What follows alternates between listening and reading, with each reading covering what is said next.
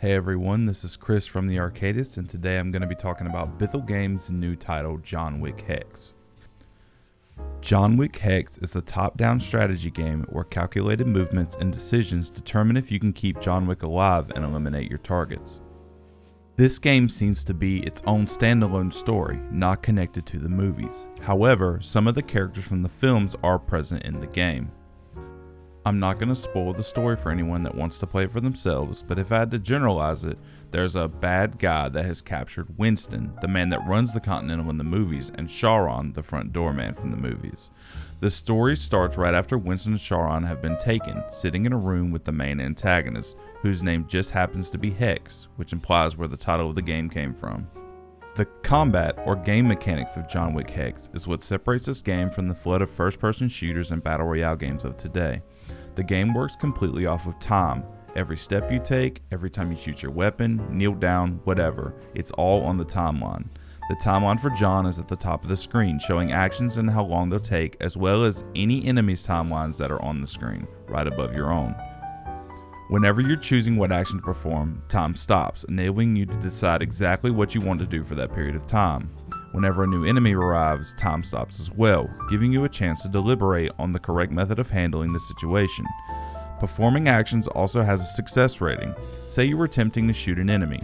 The distance you're away from that enemy, the position you're in, be it standing or crouched, and the rate of fire of the gun decides if the shots you take will hit the target, showing as a percentage of success so you can make that call. There's also a focus meter. Each action besides normal movement requires focus to execute. When you run out of focus, you can't perform certain actions until you refill it.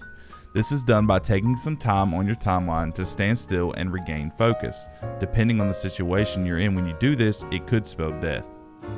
I should also mention the fog of war mechanic, where you can only see what John Wick can see.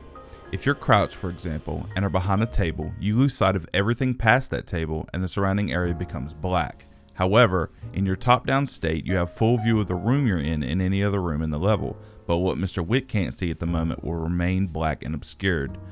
There were many times where this mechanic threw my plan right out the window until I got the hang of the angles of each area. There are also bosses in John Wick Hex. I feel like more could be done with them design-wise, but they're not bad. You can't just shoot a boss. You actually have to lower their focus to increase the percentage of hitting them with bullets, which is the only way to kill them. When I played, I did this by getting close to them and meleeing said boss. I should say that melee actions don't do damage to bosses, but it does make them lose focus and become stunned for a brief period. When a boss loses enough focus, they're easier to shoot, so the bosses become a lot of going up to them, fist fighting them for a few turns, and then shooting them, rinse and repeat until they go down. As long as the boss is the only enemy on screen, it isn't too difficult. The layout for the game is a traditional level style. Levels in the same zone are connected to one another. When one level is complete, the next one on the line is opened. However, any ammo you had in your gun, as well as any amount of health and focus you had, will carry over into the next area. It's more or less like a strategy survival style, completing each level while trying to conserve and manage your ammo and health so you can make it to the last level in a zone without being too unprepared. To be honest, when I first started playing this, I didn't think I was going to like the mechanics and playstyle, since I don't really play strategy games all that often.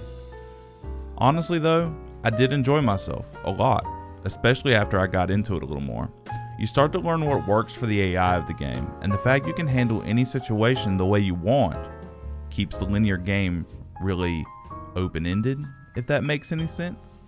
The over-the-top camera really helps the strategy style of it, and the fog of war really adds another element of strategy to the game.